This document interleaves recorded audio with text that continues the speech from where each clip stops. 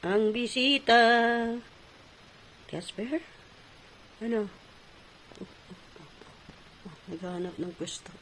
May bisita tayo. May bisita, may bisita. Matutulog na kami ni Nicole. May biglang dumating, oh.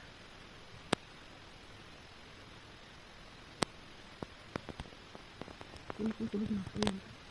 May sakit. Kawawa.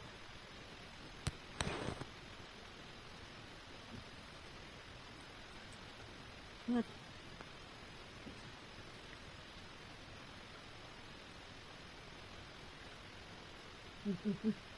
Higaan niya si Baby Bump.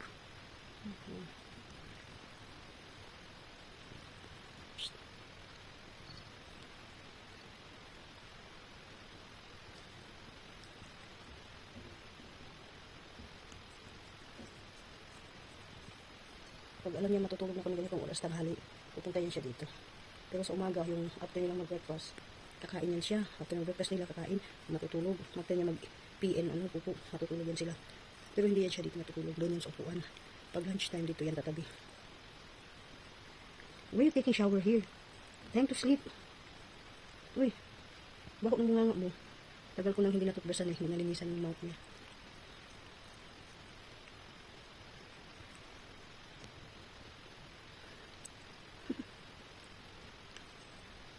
Okay, tulog na. Sige na, thank you for watching. Thank you for watching. Mga agat. Tulog na.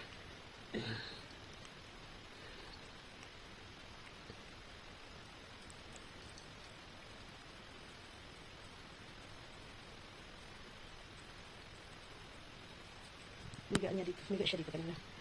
Nigaan niya si Baby Bump. Ngayon, sinandalan niya. Sige, kasi sipain ka ni Baby dyan. Hinihigaan niya si Baby.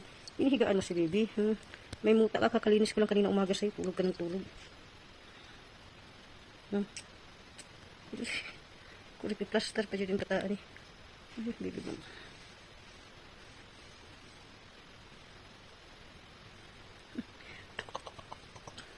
Next week, 28 weeks na kami. So, bali na sa 3rd trimester na kami ng baby.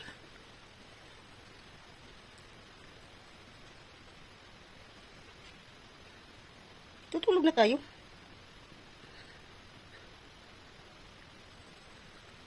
Tulog na, tulog na. Sabi, idlip si mama ng 30 minutes. Si Nicole tulog na tulog. May sakit pa rin kasi si Nicole. Ako din, tingnan yung pakinggan niyo yung boses ko. Iba-iba kasing weather. Last week pa na init. Mainit siya sa umaga. Tapos pag pinagabihan, sobrang lamig. Tapos ngayon naman, ngayon na week, pansin ko, makulimlim. Makulimlim siya, walang araw. Kaya, eto, panay halos nagkakasakit. Maririnig mo yung mga kapitbahay namin inuubo. Kami din, inuubo. Sinisipon. Ayun. Change weather. Hindi na din sila natambay sa labas. Dati natambay yung mga pusa sa labas, nagpapaaraw. Ngayon, dahil walang araw, malamig siya. Although na natutunaw na yung mga ice, mga snow, pero malamig pa rin siya kasi makulimlim. Walang araw. Kaya hindi sila nagpapaaraw, hindi nagtambay yung mga pusa sa balcony. Usually, nasa umaga pa lang after breakfast, nandun na yan sila sa balcony after nilang kumain, nagpapaaraw, doon natutulog hanggang hapon na yan. Kaya nilalagyan ko ng tubig sa labas sa balcony. May tubig yan sila, may pagkain. Kaya tapos lang pagkagising nila, doon na yan kakain. Tapos, iinom ng tubig, tapos mag-CR. Pagkatapos, matutulog ulit doon sa balcony kasi mainit eh. May araw. Ngayon, walang sikat ng araw ngayon week. Kaya, dito sila lahat sa loob. Hindi sila nagtatambay sa labas. No? Casper, no? Nakikinig ka? Bye-bye, guys. Thank you for watching. Casper Life and Family. Ito si Casper. Ang lalaking malibog. Tulog ng tulog. May edad na kasi si Casper. 9 years old na din siya kay Papani. 9 years na sa amin. 9 years na sa amin. From Qatar with love.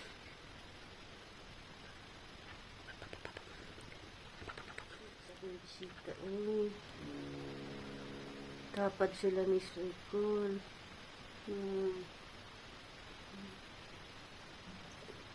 Kaya love na love siya ni Nicole. Kilik-kilik.